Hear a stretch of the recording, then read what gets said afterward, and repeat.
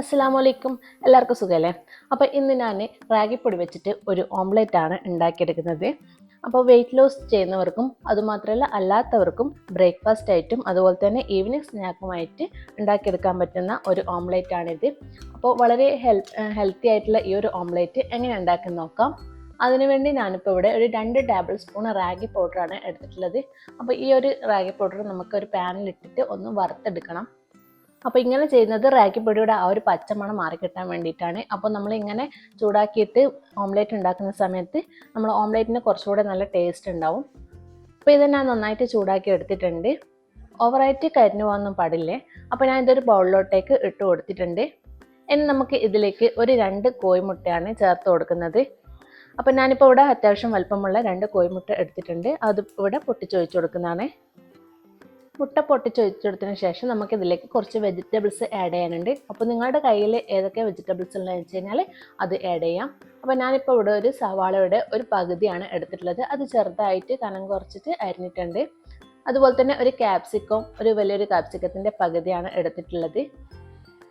പിന്നെ ഇതിലേക്ക് കുറച്ച് ക്യാരറ്റ് കട്ട് ചെയ്തെടുക്കുന്നുണ്ട്. ക്യാരറ്റ് പൊടിയായിട്ട് അരിഞ്ഞതാണ് ചേർത്ത് കൊടുക്കുന്നത്.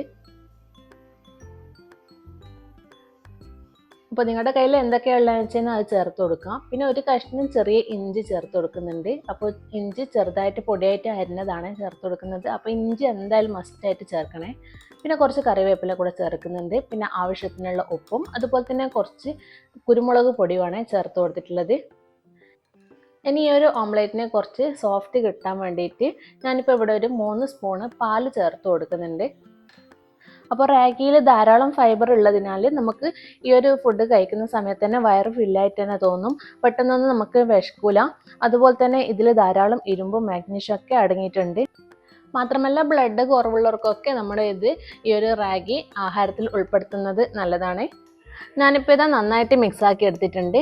ഇനി ഇത് നമുക്ക് ഒരു 5 മിനിറ്റത്തേക്ക് മാറ്റി വെക്കാം. 5 മിനിറ്റിന് ശേഷം നമുക്കിത് ഉണ്ടാക്കിയെടുക്കാം. അപ്പോൾ ഈ ഒരു ഓംലെറ്റ് ഉണ്ടാക്കിയെടുക്കാൻ വേണ്ടി ഞാനൊരു പാൻ അടുപ്പത്ത് വെച്ച് അതിലേക്ക് കുറച്ച് വെളിച്ചെണ്ണയാണ് ചേർത്ത് കൊടുക്കുന്നത്. അപ്പോൾ നിങ്ങളുടെ കയ്യിൽ ബട്ടർ ഉണ്ടെങ്കിൽ അതും ചേർത്ത് കൊടുക്കാം. അപ്പോൾ വെളിച്ചെണ്ണ ചൂടായി വരുന്ന സമയത്ത് നമുക്ക് ഈ ഒരു മിക്സ് ഇതിലേക്ക് ഒഴിച്ചു കൊടുക്കാം. അപ്പോൾ ഇത് ഒഴിച്ചു കൊടുത്തതിന് ശേഷം ഒരു സ്പൂൺ വെച്ചിട്ട് എല്ലാ ഭാഗത്തും ഒന്ന് പരത്തി കൊടുക്കാം.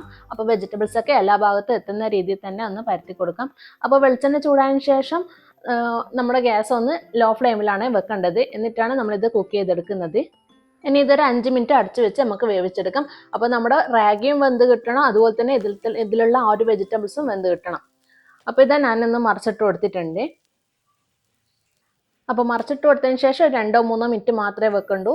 അപ്പോൾ ഒരുപാട് സമയമൊന്നും വെക്കണ്ട, എന്നാലും മാത്രമേ നല്ല സോഫ്റ്റ് ആയിട്ട് കിട്ടുള്ളൂ. അപ്പോൾ നമ്മൾ പാലൊക്കെ ചേർത്തത് കൊണ്ട് തന്നെ നല്ല ഫ്ലഫി ആയിട്ട് തന്നെ കിട്ടിയിട്ടുണ്ട്. അപ്പോൾ ഇതാ നമ്മുടെ അടിപൊളി ഹെൽത്തി ഓംലെറ്റ് ഇവിടെ റെഡി ആയിട്ടുണ്ട്. അപ്പോൾ വെയിറ്റ് ലോസ് ചെയ്യുന്നവർക്കൊക്കെ ബ്രേക്ക്ഫാസ്റ്റ് ആയിട്ടും അതുപോലെ തന്നെ ഉച്ചയ്ക്ക് ചോറിന് പകരമായിട്ടും അല്ലെങ്കിൽ രാത്രിയെല്ലാം ഇത് കഴിക്കാം. അപ്പോൾ നല്ല ടേസ്റ്റാണ് ഇത്. അപ്പോൾ ഇങ്ങനെ ആരും ഉണ്ടാക്കി നോക്കിയിട്ടില്ലെങ്കിൽ ഒന്ന് ഉണ്ടാക്കി നോക്കണേ. അപ്പോൾ നമ്മൾ റാഗി വെച്ചിട്ട് ദോശയും ഇഡലിയൊക്കെ ഉണ്ടാക്കിയെടുക്കാറുണ്ട്. അപ്പോൾ ഇടയ്ക്ക് ഇതുപോലെ തന്നെ ഉണ്ടാക്കി നോക്കുക. അപ്പോൾ ഇന്നത്തെ വീഡിയോ ഇത്രയേ ഉള്ളൂ. എല്ലാവർക്കും ഈ ഒരു വീഡിയോ ഇഷ്ടമായെന്ന് വിചാരിക്കുന്നു. ഇഷ്ടമായെങ്കിൽ സബ്സ്ക്രൈബ് ചെയ്യാൻ മറക്കരുത്. അപ്പോൾ അടുത്തൊരു വീഡിയോ ആയിട്ട് വീണ്ടും കാണുന്നവരെ എല്ലാവർക്കും താങ്ക് യു.